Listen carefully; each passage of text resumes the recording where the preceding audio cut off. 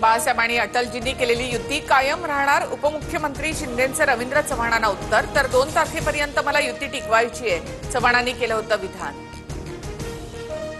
सिंधुदुर्गमध्ये रवींद्र चव्हाणांना युती नको होती. राणे कुटुंबावर त्यांचा वैयक्तिक राग दिसतोय, निलेश राणेंचा आरोप. तर मला पाडण्यासाठी कट कारस्थानं सुरू असल्याचा दावा.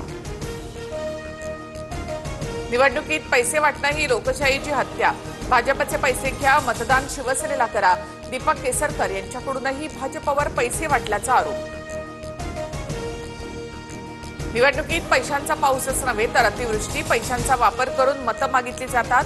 सत्तेचा माज संपूर्ण महाराष्ट्र पाहतोय. उद्धव ठाकरेंचा सरकारवर हल्लाबोल. जिल्हा परिषदांसह महापालिकांचा निवडणुकांचा मार्ग मोकळा. नगर परिषद नगरपंचायत निवडणुका ठरलेल्या वेळेतच होणार. 21 जानेवारीला सुप्रीम कोर्टात पुढील सुनावणी. आरक्षणाची 50% मर्यादा ओलांडणाऱ्या स्थानिक स्वराज्य संस्थांमध्ये पुन्हा सोडत काढणार. सूत्रांची माहिती. नव्यानं प्रक्रिया पूर्ण करण्यासाठी 15 दिवसांचा कालावधी लागण्याची शक्यता.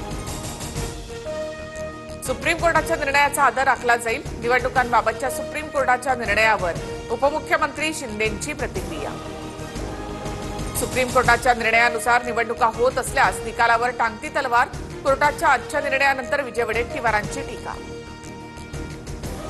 नगर परिषद आणि नगरपंचायत निवडणुकीच्या प्रचाराची मुदत वाढवली. 2 तारखेला मतदान, तर उमेदवारांना 1 तारखेच्या रात्री 10 वाजेपर्यंत प्रचार करता येणार.